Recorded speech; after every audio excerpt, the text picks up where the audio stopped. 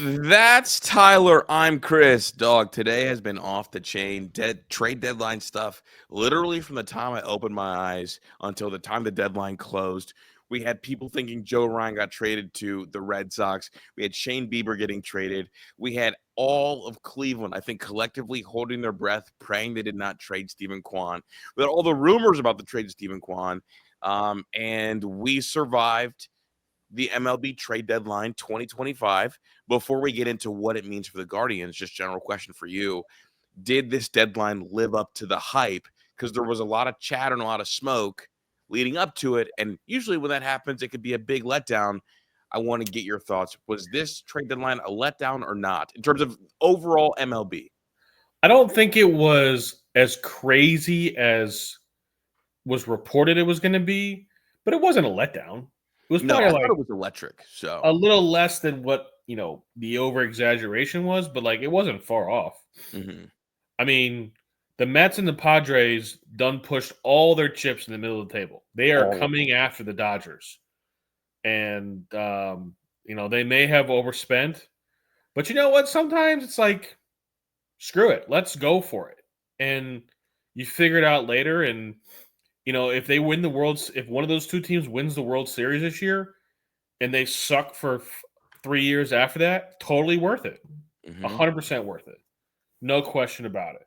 Dog, it's like if they think their window is to win a World Series this year, and you can win one this year if you're the Padres, who cares about the 18-year-old kid that's not going to come up till 2027, 2028? Yeah, dude. It doesn't matter at all. And like for the Mets purposes, you have a pretty damn good lineup over there. You got Lindor, you got Soto, you got Pete Pete Alonso, Alonso, Cedric Mullins Cedric now. Mullins. I mean, you're in a window right now where you have to go for it, and then they got themselves some pitching, which is what they needed. So it's just like now it's like, okay. I mean, you look at Lindor, Soto, and Alonso, like, hey, you guys got to go make it happen now. Mhm. And here we go. The Mets are another team that have to win now because they have to win while they still have Pete there. Because when Pete leaves, and I don't like, can Soto carry an offense all by himself during the time when a guy like Lindor isn't hooping? Yeah. Because Pete's going to be gone next year. Yeah, I mean, Pete's not doing this. He's gonna be gone next year, and Lindor is just having the worst stretch of his career. But Lindor's also like he's a moment guy. Like when the Mhm. moment is the brightest, he's at his very best. I Yeah, mean, don't make the mistake when it's bright. I don't know. I don't know if I haven't seen as clutch of a player as him in a long time. It's been like I'm not saying he's as clutch as like Big Papi was because You think he's more clutch than Soto? I mean he has had some major Just moments. saying, Soto was a 19-year-old No, taking I'm not saying Verlander that. deep in the World Series. Like I don't know. I think so. Yeah, him and Soto are both hyper clutch. I think that's people aren't accounting for what that's going to look like in the postseason. Yeah. Like that's going to be a bitch to deal with, dude. Yeah. And then, the Padres, we know they're not afraid of the Dodgers, so they're just like, screw it. Let's double up. And the other team, I didn't even think about this until just now. But the other team that's quietly put themselves in the position like we're going to go for it as well is the Seattle Mariners. Oh, they are in this, dog. Dude, their lineup is kind of nasty. Kinda. Like They are they're like disgusting. 7 dudes deep in that lineup. Dude, it's like I don't even know what it would like a Rosarena, I obviously. think Josh Taylor's going to hit like sixth. Yeah, bro. Who's gonna hit sixth? Josh Taylor. Dude, I think Suarez is gonna hit sixth.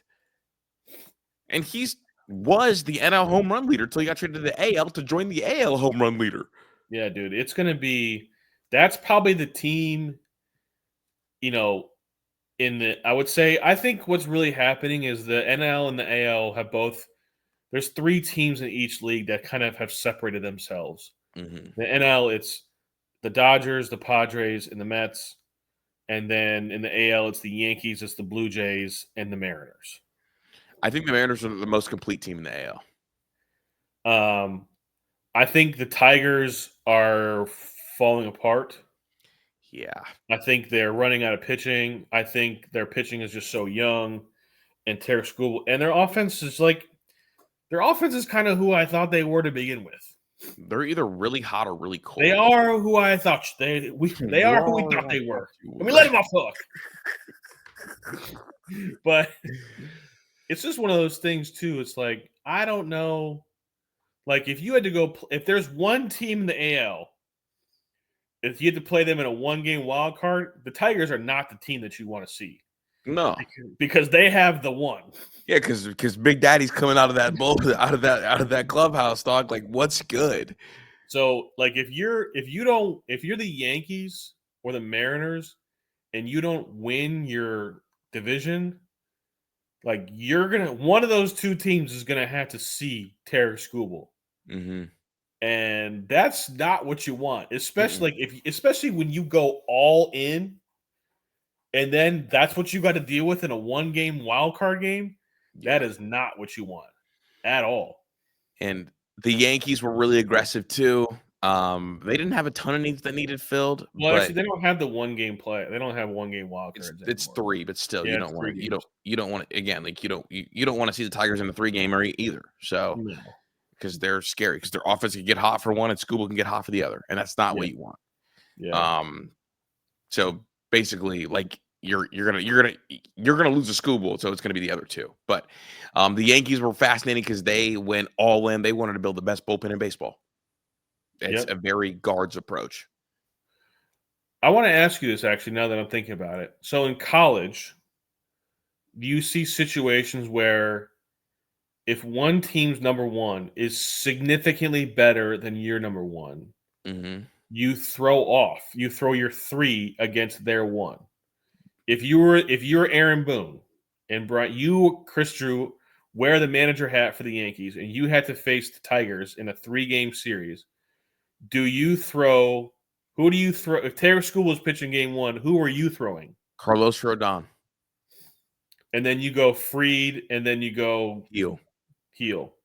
So Like, you're not yeah, letting Max Freed pitch against no, Taylor School. because Carlos Rodon, you're also left-handed. We paid you a ton of money instead of signing Seager.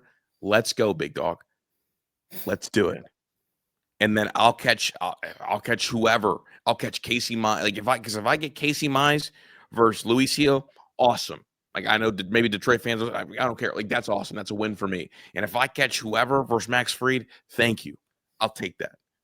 Yeah. So No, I'd probably do the same. I was just I'm curious. not touching Scooble, bro. Only person I would touch Scooble with is Skeens. That's it. What about your boy Miz? Nah, man, I'm sorry. Miz is a little bit too goofy, bro. Too young? Well, he's just a goofball, dude. Like I'm not gonna lie, bro. If I am sending you out there, like here we go. It's like this. Like I would send like I like Slade's mentality against Scooble. Sure. Like and so if I'm gonna send somebody out there against Scooble, I need somebody with that mentality. I That is saw unafraid. Miz, I saw Miz trip going up the mound, grab his ankle, leave the game, and laugh in the dugout when he had a perfect game going on. Yeah, but we also watched Miz go out and outpitch Paul Skeens. Yeah, but he's also a goofball. It's easy. Here's the thing.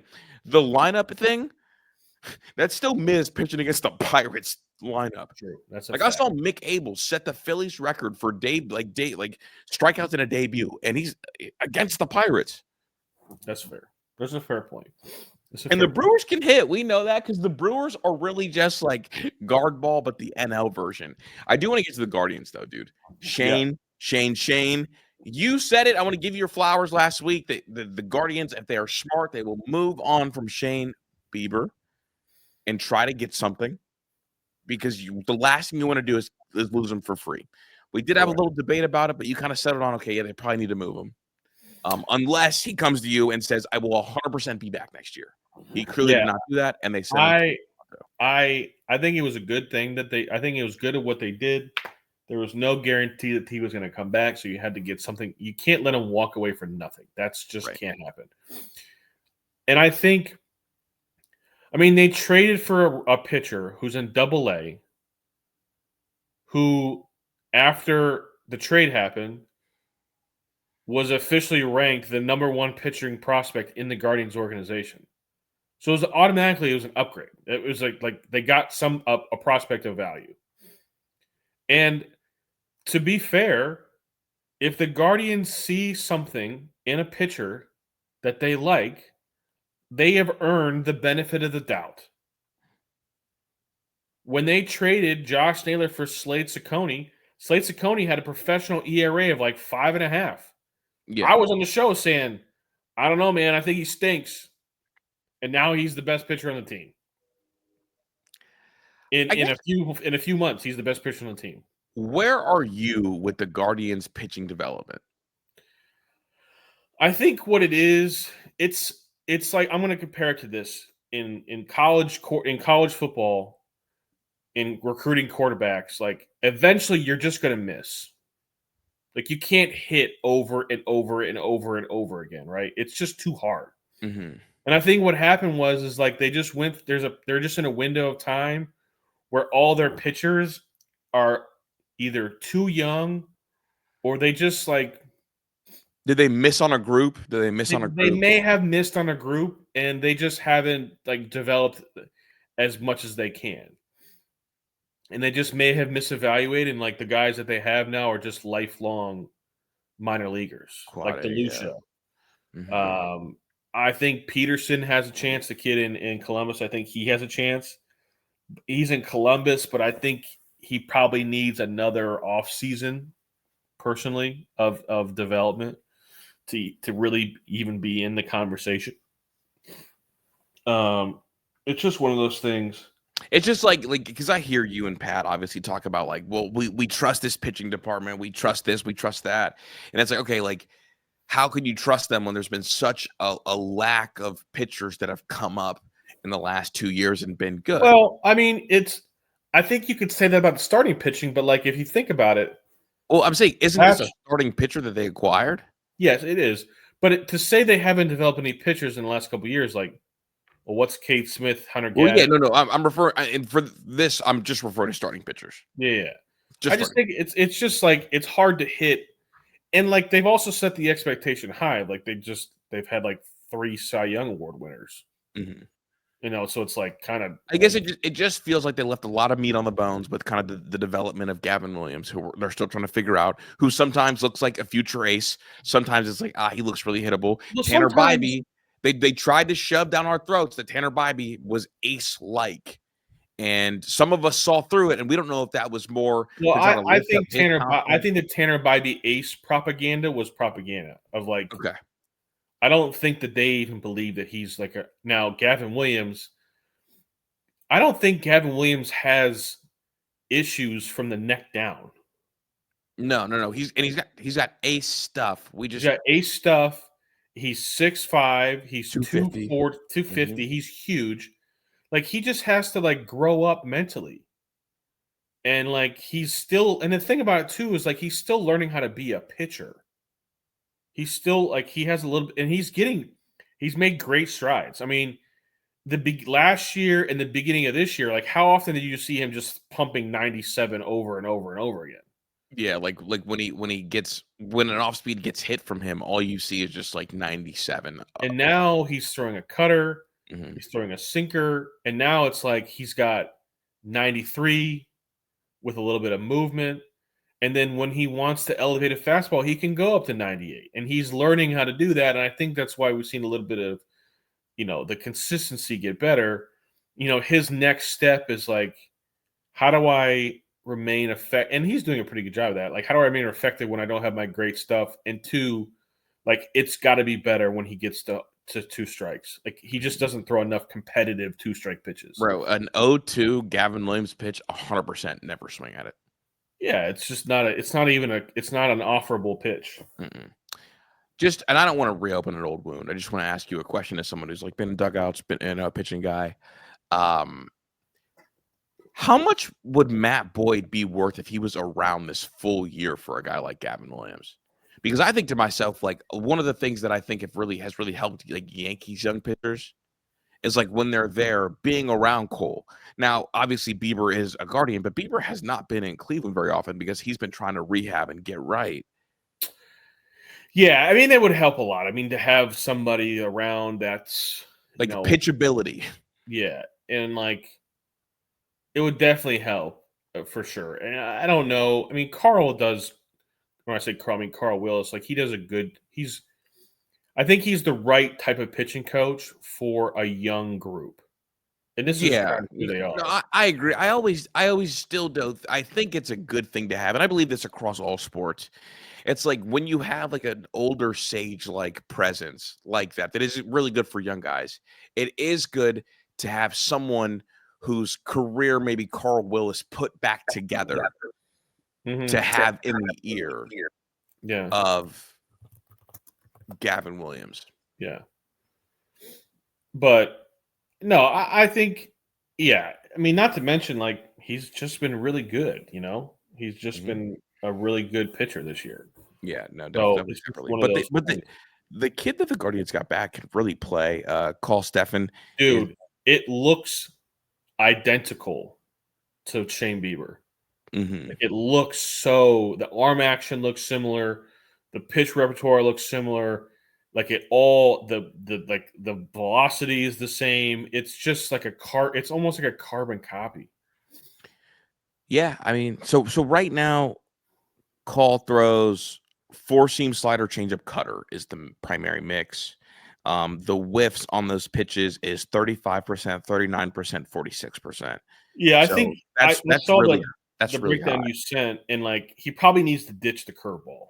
It seems like the curveball is by far is his worst pitch. Yeah, it doesn't test well. The whiff rate's only 18%. The RPMs aren't where you want it to be. It's like at 2,400. I mean, to be a big league pitcher, you would like that curveball to be around like 2,700 RPMs. Mhm. But prime, I mean, he throws that only 5.5% of the time. And one of the things that the Guardians will do is kind of tighten up your pitch repertoire. But that first grouping, I mean, to have a whiff rate of 35, 39, 46% is absurd. And then additionally, the changeup dog, you'll like this 46% on the changeup whiff rate. You know what the barrel percentage is? No, 0.0%. In the minor leagues so far, he has not given up a single barrel on the changeup.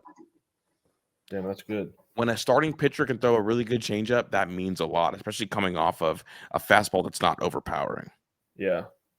Sorry, I'm fixing my microphone's about to No, fall. you're good. I just think this stuff is really fascinating, and that is what grades out as his pro stuff plus for the pitching nerds.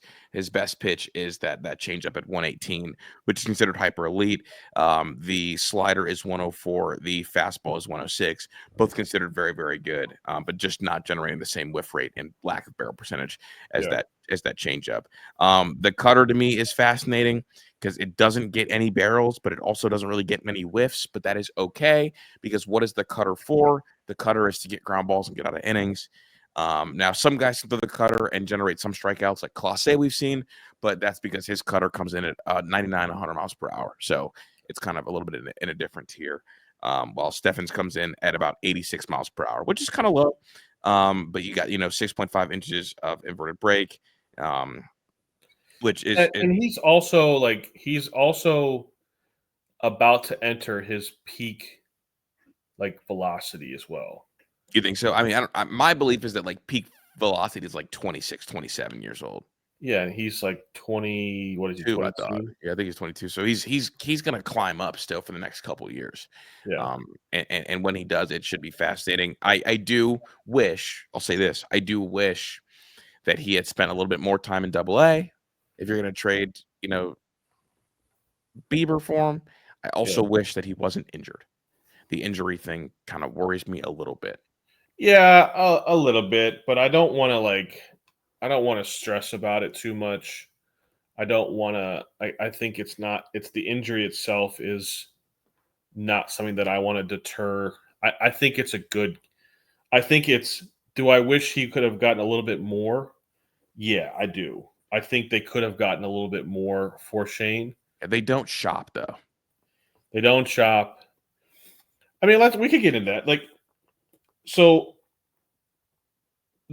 obviously there's a trend. The Guardians like trade working with Toronto. Yeah. They do. They feel Um, comfortable with their front office. They trust their scouts. yep. And so it's just one of these things where it's just one of those things where like they kind of limit themselves because of who they like dealing with, and it's hard to argue with because they have been successful in trades. Like they've been successful trading with other trading players. So it's hard to argue, but it does limit them a little bit. So a freshly promoted Double A pitcher for a former Cy Young Award winner isn't like that exciting, considering we're probably not going to see him until 2027, if I had to guess.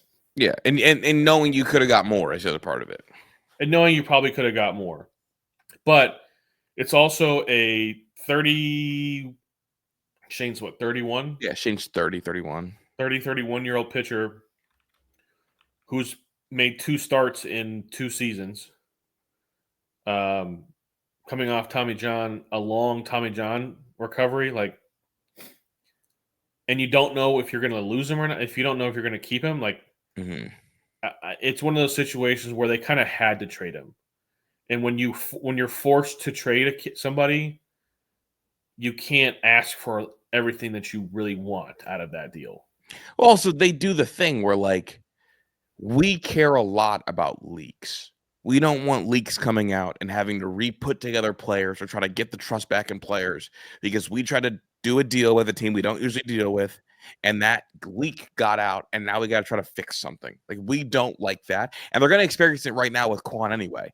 But we don't like that, and we trust the Toronto scouts. We've done business with Toronto again. We're not going to shop them around. Toronto, what's the best you can do for us? Knowing that we're going to do business in the future, so don't try to slide us. What's the best you can do? Yeah. And if this is the best you can do, we're going to treat them anyway, so we will take it. One of the things you and I always talk about is like the Guardians do such a good job of making sure things don't get out. Things only don't get out if the team you're trading with also does a good job with making sure things don't get out. Because during the whole Kwan saga that we're about to talk about, there was stuff coming out, and that wasn't on the Guardians side. You know whose side that was on? The Dodgers side. Yeah, I mean, it's very clear. I mean, Antonetti said that they held Stephen Kwan in a high regard, and so did other teams. But to me, they had a price of what they wanted for Stephen Kwan, and they weren't going to budge. And they're disciplined in that. And sometimes that's good. Sometimes it's not. The Guardians are not going to negotiate with you. They're not going to. It's like car salesmen now. Like they don't negotiate anymore. Like this is the price. And I do think though I read that and I know that that's kind of like what's been floated out there. I do think that's kind of bullshit. I think they'll negotiate with you if you are a Toronto. If you're a team that they do business with, they'll negotiate with you. But the other thing too is who they're not going to negotiate with is the Dodgers. And I don't think anybody should be negotiating with the Dodgers. 100%. And to be quite frank, the Guardians, these small market teams, when you're discussing trading with the big supermarket teams, they should have to pay the supermarket tax. Correct. I'm not doing this with you. This is what it is. I'm not going to negotiate. If you want this guy, this is what it's going to cost. And I'm not going to negotiate. And that's how a lot of the leagues should, and specifically the Dodgers. Nobody should negotiate. Even the Yankees should negotiate with the Dodgers. Nobody should. And like we will not negotiate with the Dodgers. We will not do it. If you're gonna offer $1 billion of deferred money and fuck the rest of us over, like kiss my ass. I'm not negotiating with you at all. I want the whole cupboard, dog. And if you don't want to give it up, go talk to somebody else. I'm really proud of the Guardians for that. And it's funny because I think the perfect Dodgers GM is probably the Padres GM. Because you know what the Padres do? The Padres invest so much in their development program and so much in their scouting, not because they want these kids to play for them, because they want to be able to give up anything and everything to get star players. The Padres do this trade thing. You know what their GM goes and turns around and does? Y'all have one calendar year. Grow everything back. We got to do this again. Because they did this shit with Juan Soto, right? And it's funny because it's like, I wish, the Guardians won't ever operate like that, but I wish the Guardians had some of that in them. Like, I'll go do this, and this to get me a player. But on the flip side, like, Fuck yeah, dude. Like, I'm not. It's like did you ever watch NCIS? Which one? Bro, I don't know. Like, I just remember Gibbs always talking about we do not negotiate with terrorists. No. That's how I feel about the Dodgers. Yeah, man. It's like why would I negotiate with you when you're gonna make me look terrible to my fan base? Mm-hmm. And the Guardians aren't the only ones saying that about the Dodgers. All of them are. Even the teams that spend $200 million, their fans look at their owners like, "Yo, we got to keep up with the Joneses. What you doing?" And I'm like, "That's not realistic." That's what I'm saying, dude. And And like also, like, Dave Roberts' ego also pisses me off. So I just hate the Dodgers. So I'm glad that the Guardians did not negotiate Dave with the Dodgers. Roberts, Dave Roberts is the luckiest manager or head coach in sports Mm-hmm. and doesn't deserve the job that he has. Dog, Dave we Roberts, would have a World Series for the Dodgers right now. Dave Roberts. If the Guardians had Dave Roberts instead of Terry Francona, we would be the Rockies right now.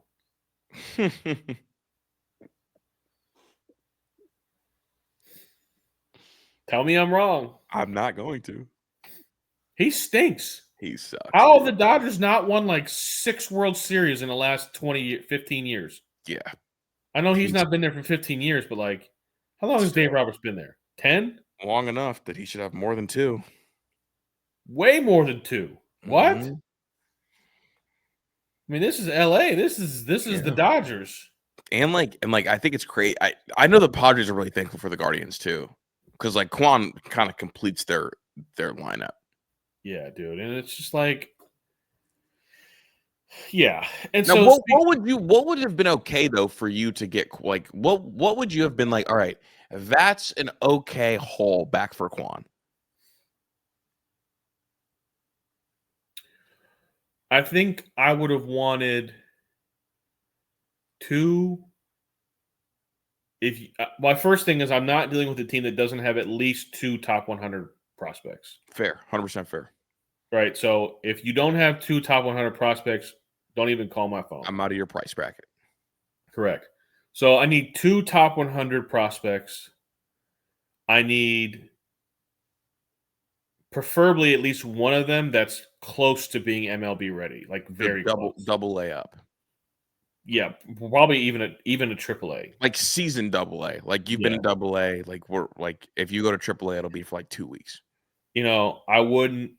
And considering that the schedule that I have remaining, where I still, even if I trade Stephen Kwan, I still have a chance to like sneak into the wild card. I would have I would have liked like another bullpen arm that's like an MLB bullpen arm, Mm-hmm. and then maybe like a sweetener of some project. Like a 20 to 30 in your org ranking guy. Yeah, yeah, something that has somebody that has a skill that's like really plus, but like they got a lot of work to do.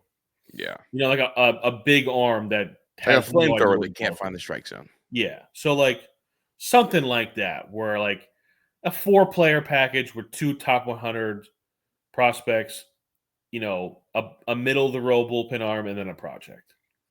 I mean, I think that's pretty. If they got Quan for that, I think that I would say that that's a major win for them. They They're probably wanted the outfield kid that the Dodgers love. Their number is he the yeah, number one prospect? yeah, he's their number one outfielder prospect. Yeah, so it's like they probably wanted that, and the Dodgers said no. And honestly, like, thank God for the Padres. Like the Padres making that deal for Mason Miller. My question is like, if you're the Dodgers and you spend all that money, what are you worried about giving up prospects for? Mm-hmm. Who cares? But that's what the Padres are on. Padres don't give a shit about a prospect unless you're unless I look into your eyes and see Fernando Tatis Jr. Anybody Like, can go. but why wouldn't the Dodgers have that? Like, That's what I'm saying. Like the Dodgers' perfect GM works for the Padres right now.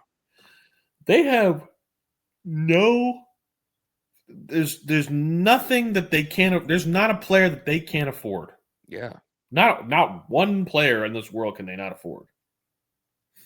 It's DePaula, Hope, and Freeland are the top 3 Dodgers prospect. DePaula is the one that was being rumored that the Dodgers were thinking about involving in a package for Kwan, and it And the sounds Guardians like probably said they wanted DePaula. Like, it's DePaula has to be a part of it, and if he's not, then there's no deal. it's probably DePaula and like I want DePaula and Freeland, or I want DePaula and Ryan River, who is 6'2", 195 and going to be major league ready this year. Like I want DePaula and I Yeah. think they probably took issue with that. Well, that's the Dodger tax. Yeah, and obviously, like I don't think DePaul is enough. I'm And here's the other thing too. What's surprising to me about the Dodgers not wanting to play ball is that if they don't win the World Series this year, oh my God, what a failure. Mhm. You failed. And your fan base is going to call you failures. Your ownership's going to call you failures. Like if you're the Dodgers, do you fire Dave Roberts if you don't win the World Series? I mean, they won't fire him, but they'll be pissed.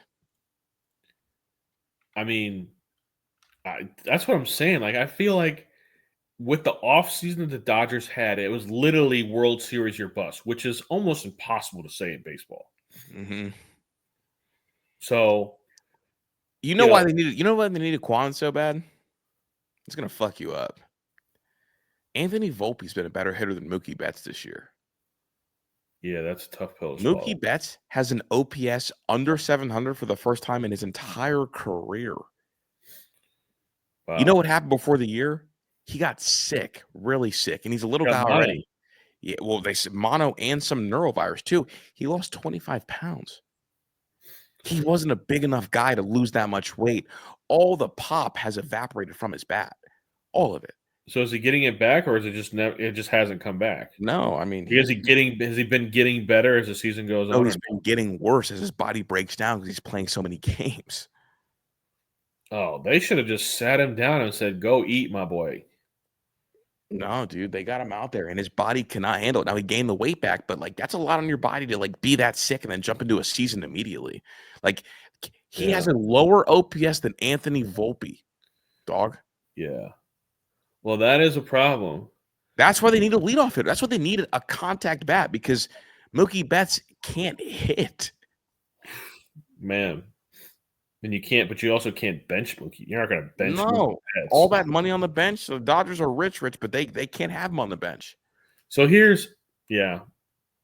I mean, it was a fit, but they just it's a confusing thing. But the question in the kind of pivoting, still in Stephen Kwan, Guardians fans they're just nauseating right now to listen to. Mm-hmm. You were mad that they were going to trade Stephen Kwan and that they were going to sell and they were going to make all these moves. And now people are mad that they didn't do anything. Yeah, because you either want to be buyers or sellers.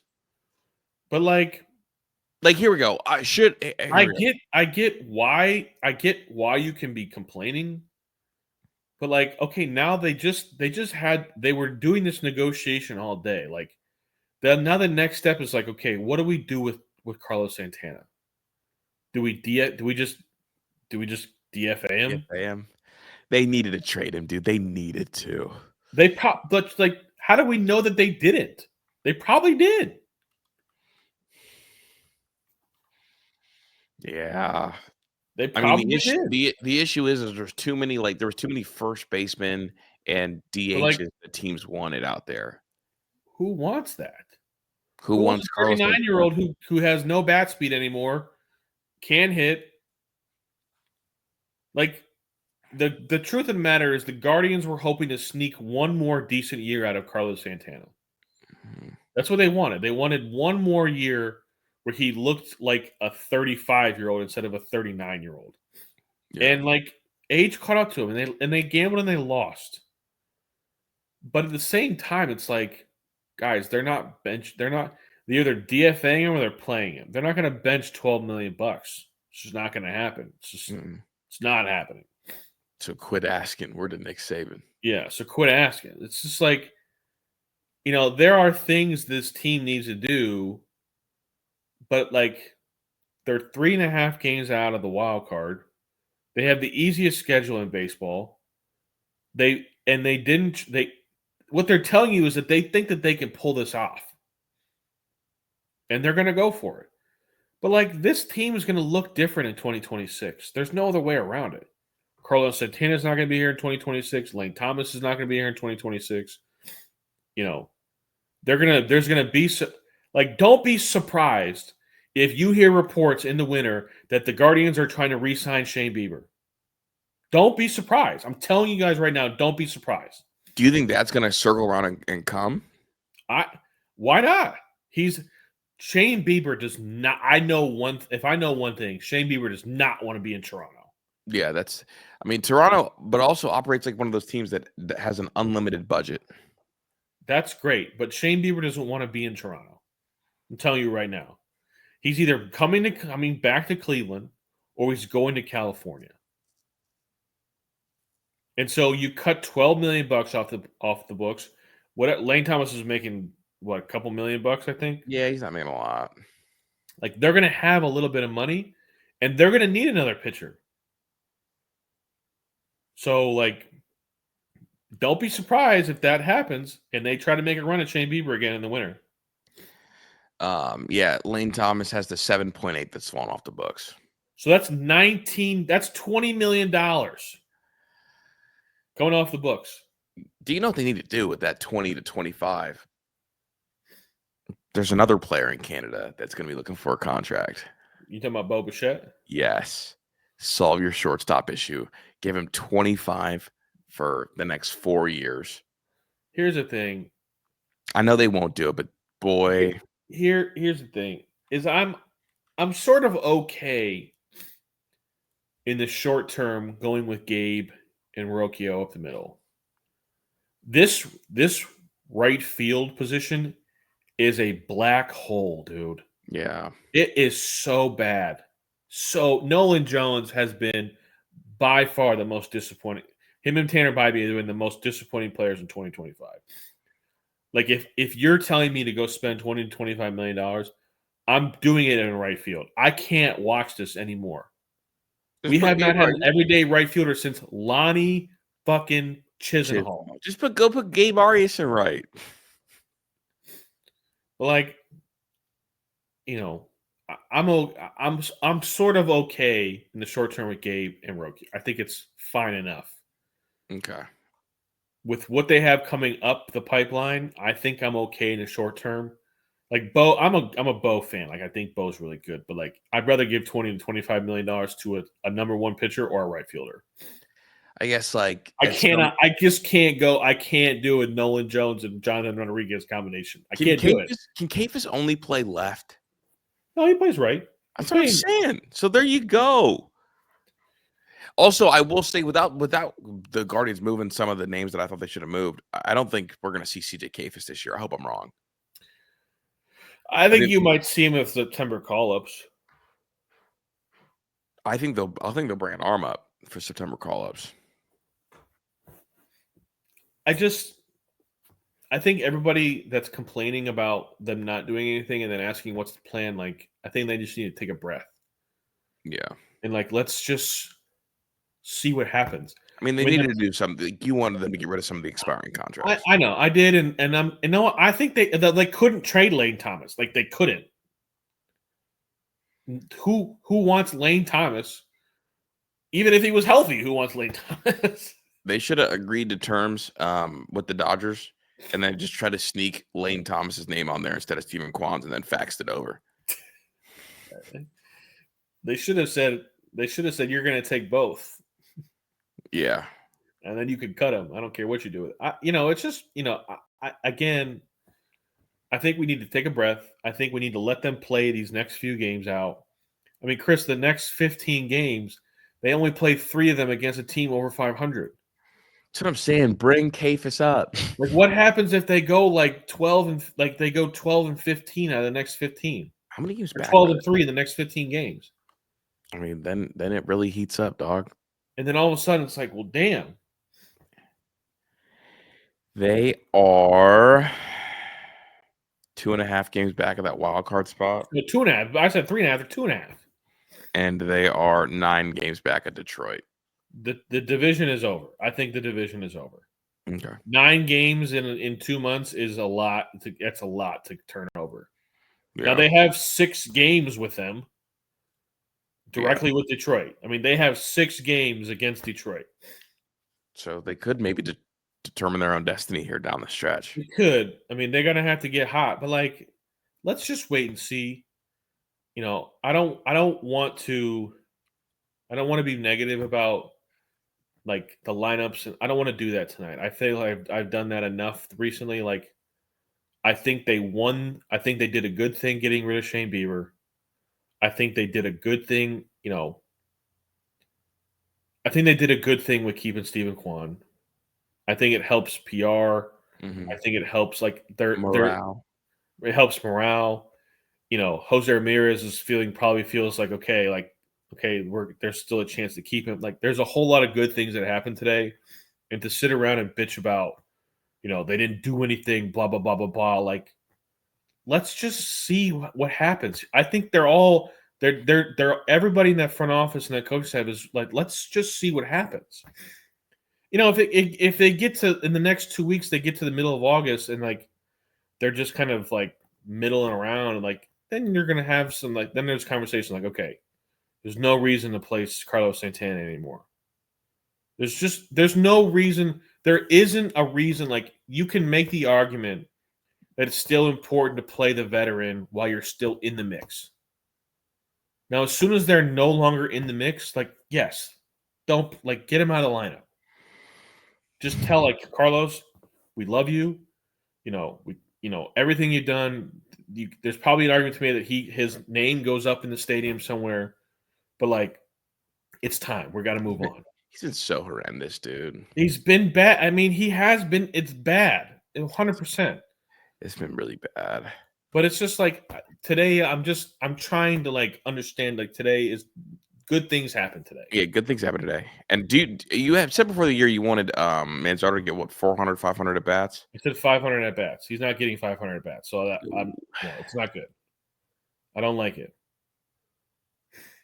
But I mean, if he hits 350, I'm like, okay. I mean, he's already at 350. Is he? I thought he was at 290. I thought he was at 300. Oh, excuse me, 350 is what I meant to say. I don't know. He's at 358, 300 ABs. Yeah. So he's going to probably get 450 at bats, which that's good. He's going to hit 20 plus homers and 450 at bats. Yeah, you will take 20 home runs. And an OPS plus of 113.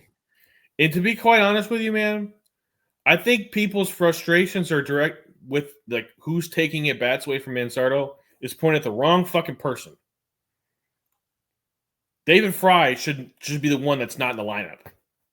Yeah. Like I know it's cool when he runs into one, but like he ran into one yesterday, and that's great. But like which he needed to run into one yesterday because Sidney Manzardo, after he just went berserk the day before, was a bold decision. Yeah, man. It's just like that's to me, I'm gonna say this one more time. If David Fry is a part of the future plans because he's a catcher, he should be going to Columbus and playing every single day. Not up here platooning and taking away at bats from Manzardo. And then when like Fry sat for a week. Like what good does that do you? Send him to Columbus and make him DH in Columbus every day. Like if that's who you want your everyday catcher to be next year, why would you not try to get him as many at bats as possible? No, you're right. I mean, I agree with you. Send David Fry to Columbus, have him play every day, get him ready for next year, and bring up a ninth bullpen arm. Mm-hmm. So we don't have to watch Matt Festa pitch every day. Shout out Matt Festa. Shout out Seawald. Seawald. To Detroit. Name later. Dan, how would you feel if you got traded for nobody?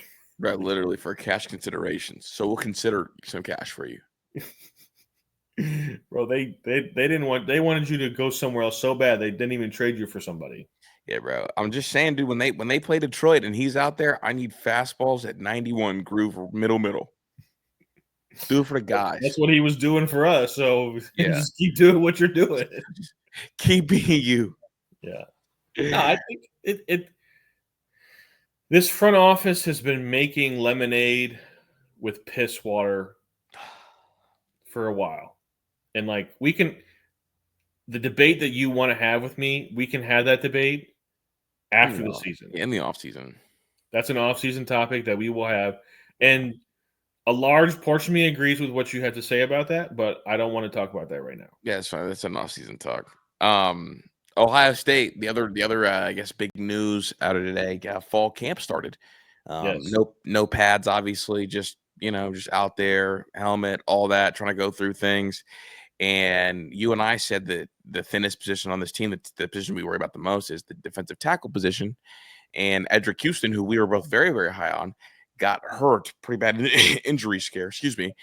I was really concerned at first. It looked really bad. The video looked really bad. Body moving one way, leg moving the other way, and you're 300 pounds. Never want that to happen. But it sounds like, according to Pete Thamos, that it's not considered a serious long-term injury. Yeah, that's a sigh of relief because, defensive tackle is the area of most concern when it comes to depth. Yeah.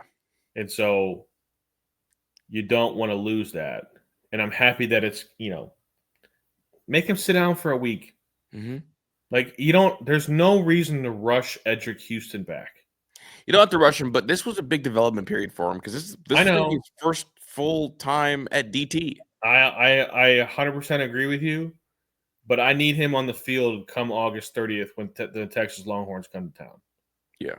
Like, to me, that is more important than pushing him for a week and a half of practice. Like, I need him. He has to be out there. He has to. Like, there's no – I know the development, and he needs that development, but, like, it's 6 practices is not worth having this injury linger into the season. Because they legitimately, they have nobody behind him. Like, Will Smith isn't big enough. I like Will Smith. I'm rooting for Will Smith. Jason Moore seems like he's lost still.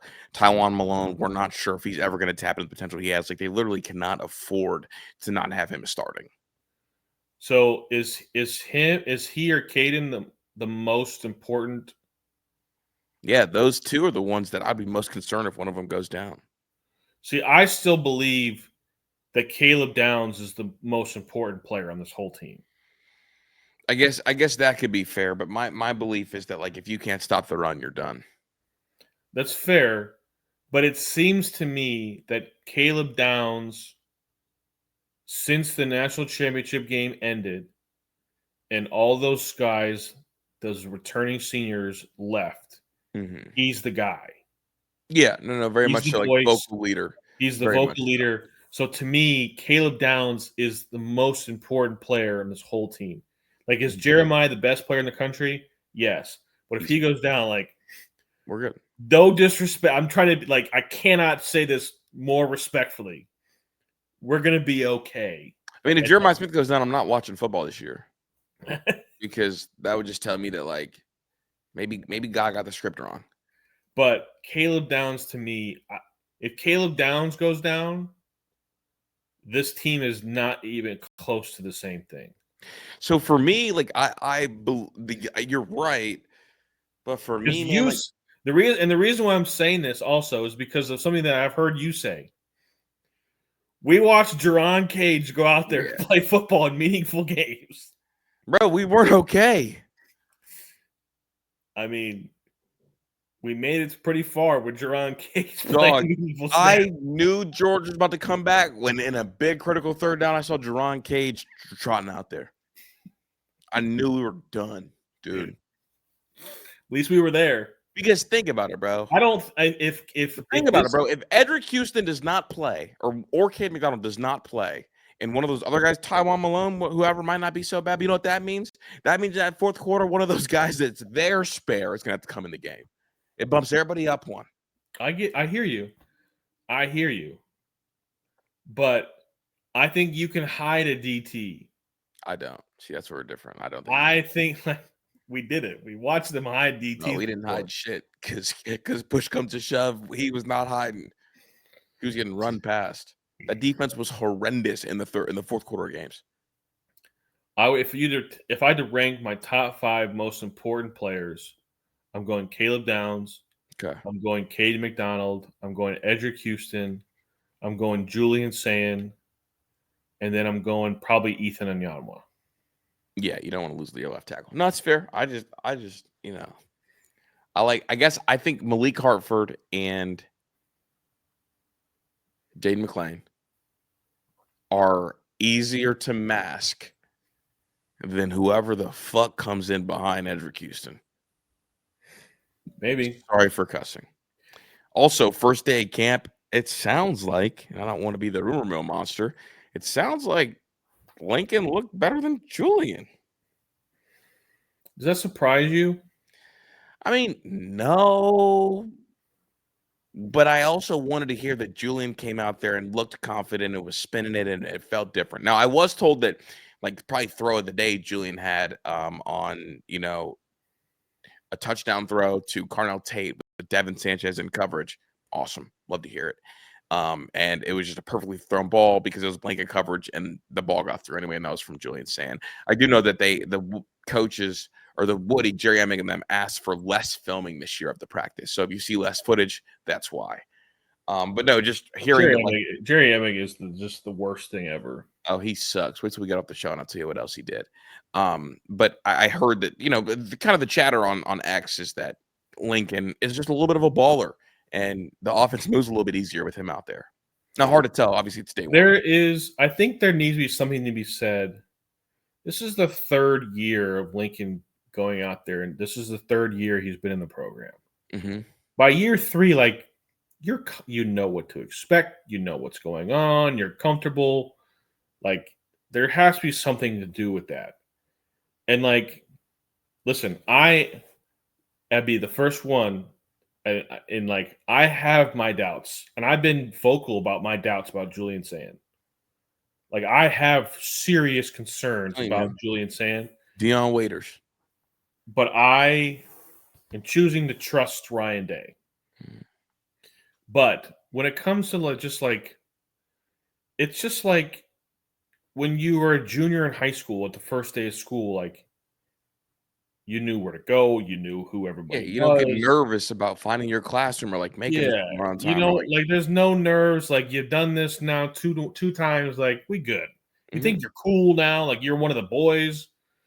Like, Lincoln is a baller, but And like, he's been making plays since he was a freshman here, like in practice. Like that's kind yeah. of been his thing.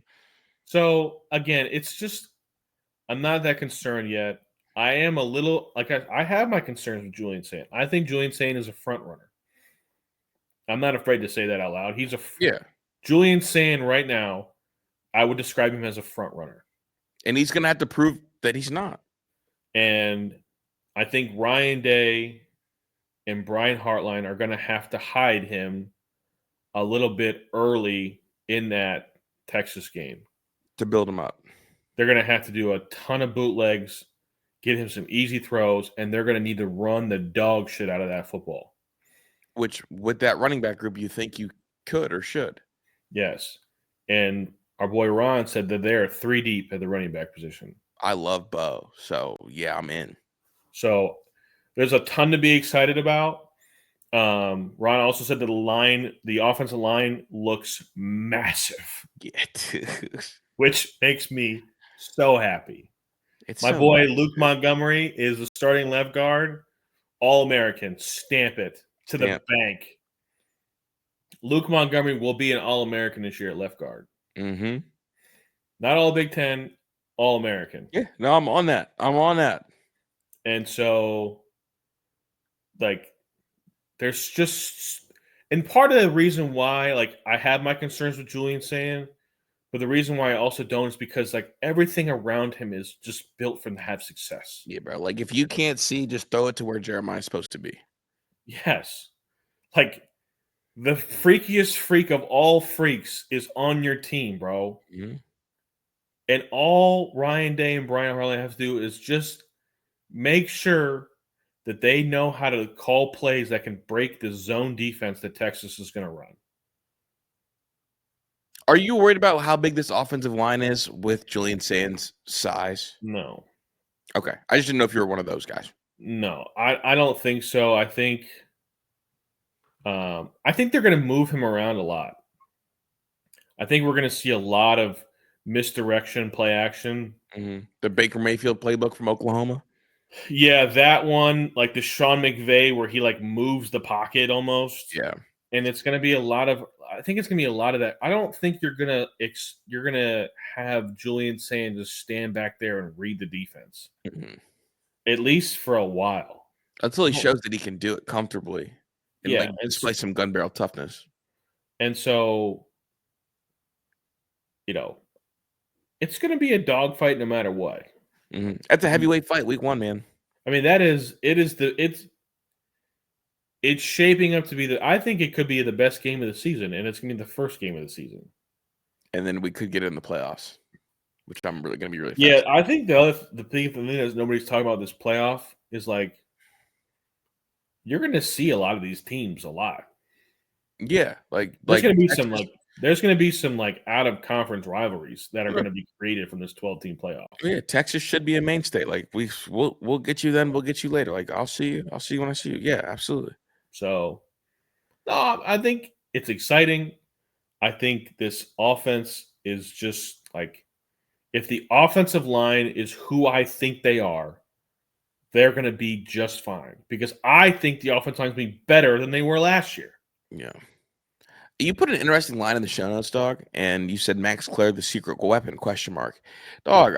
He won't be a secret weapon because Ohio State fans will shut the fuck up about him. He was a secret weapon about 3 months ago. Motherfucker ain't a secret weapon now. I feel like people have forgotten that Max Clare is here. And like, I mean, Man, that clip is gone crazy viral. That one-handed catch. is he? I mean, that's the best tight end we've had. Since Ruck, probably. But like, even I mean, Ruck was really good, just didn't get used. I'm talking about like really good, and he's going to get thrown the ball. Well, hold up. We don't know if he's gonna get thrown the ball yet. We Okay, don't know yet. that's true. Like they told us that Ruck was gonna break out. Like Ruck was crazy. Ruck, the iconic catch in the end zone, the Hmm. multiple touchdowns against Clemson. Like Ruck just didn't get used until late, which is weird. Yeah, I am. Man, Max Clare, he's going to make.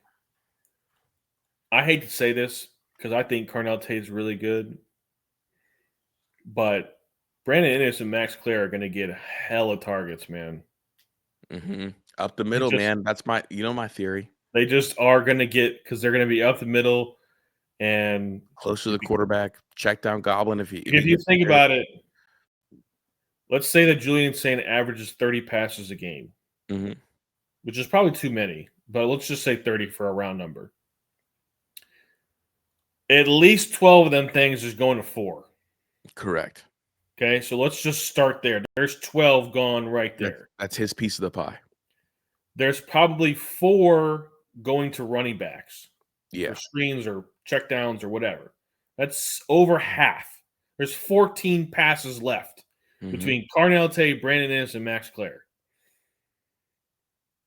I, I'm just saying, there's only so many to go around. Max Clare better be good this year, man, because there's another tight end that Ohio State let walk out the door that's been really productive. Question for you: Who has a more productive year this upcoming year? Joe Royer, the former Buckeye, or Max Clare? I mean, I got to say Joe Royer because we have Jeremiah Smith. Yeah, Joe Royer last year, 50 catches, 522, and 3 touchdowns. Looks and feels like an NFL tight end over there. 6'5", 255. But if this kid is better, then it's all right. Then we accept it. And we are expecting the kid to be better.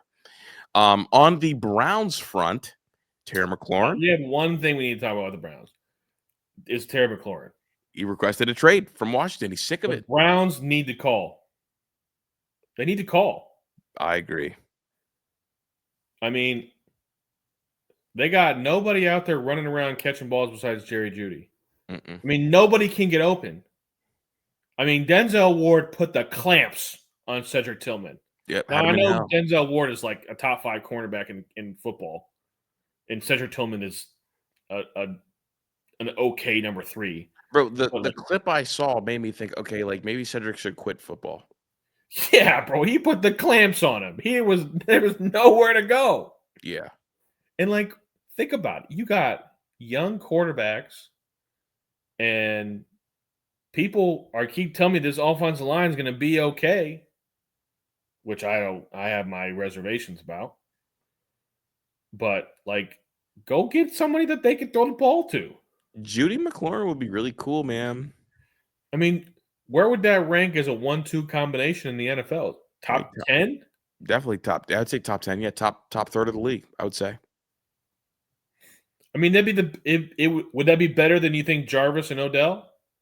Yeah, I was never a big Jarvis guy. I think Jarvis got overinflated because he was in Cleveland, but I don't think Jarvis was ever like Jarvis never had I mean, breakaway speed for Jarvis me. caught 100 balls in Miami.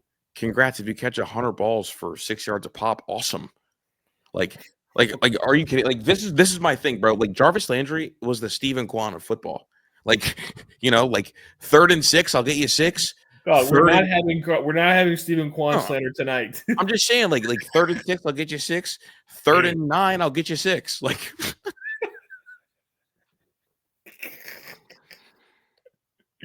Blood played receiver like his first name was Wesley. Okay. You know what his 40 time was? It's slow. It was slower than Sam Bradford's. Okay. All right. So yes, I think that'd be a better duo than. I think they have assets. Mm-hmm. Call and find out, and just let them know, like, hey, our first round picks are off limits, but everything else is on the table. Yeah, we'll have a conversation about it. And also, like, you now can operate from the position that they have zero leverage. None. No leverage. What? And you just tell them what you do is you call, be like, okay, what do you want? Here's what we're not willing to do. What do you want? Mm-hmm. And then you tell them, okay, I know you're going to take other offers. Whatever the offer that you want to take, you call us before you accept that offer and see if we'll match it. Now, I don't know if Andrew Berry has the cachet to say that, but I would try to say it because you might get the click. And then, man, Andrew told me to call him back after we get our offer. But I Well, would say it for sure. I just don't think the rest of the league takes Andrew Berry seriously. well, he hasn't deserved that right. But So anyway, if I'm Haslam, I might call the GM. is what I'm doing is I want to go get Terry McLaurin. Mm-hmm. I mean, Denzel Ward put out the bat signal. Yeah. Yo, go get my boy T-Mac. T-Mac is cold too, dude. And the thing about it too is like Andrew Berry will pay him. Oh yeah, he's been a walking lick for a long time now. Andrew Berry will pay him. Mm-hmm. I mean, shit. If you gave Deshaun Watson $230, you best believe you can give Terry McLaurin. How much do you think Terry McLaurin? What is Jamar Chase getting? 40? Yeah, I think you just put Terry McLaurin right outside the top 5. So what do you think that is? Like 30? A little more. It's like 30. Okay. How old is T-Mac? 28? I mean, he's younger than DK Metcalf. DK Metcalf is getting annually 32 a year, so he's better than DK. So you put him right at 33 a year. Put him right below CeeDee Lamb, right ahead of DK Metcalf. We go 4 years, $33 million a year. Yeah, Done deal. Sign me up. you literally go. You just go a dollar more than DK Metcalf. And like, what am I like? I gave him a second this year and a second next year. Yeah, Because Terry McLaurin is better than any player you would pick in the second round.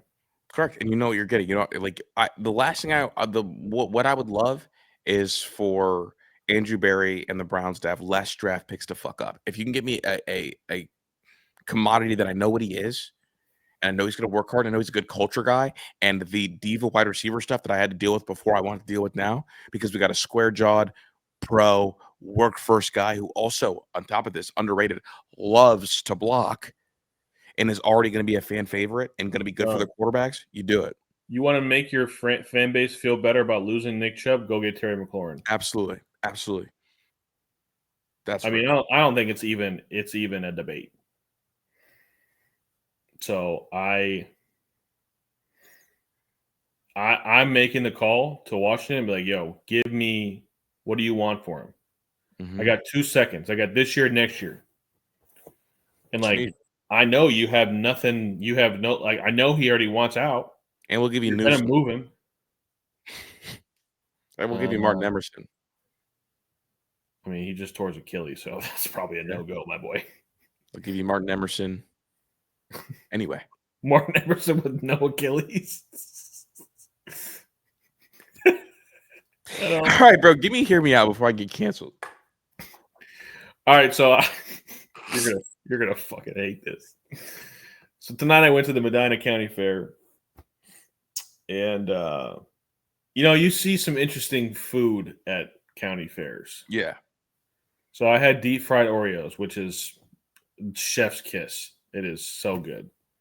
But that was not the worst thing that I tried.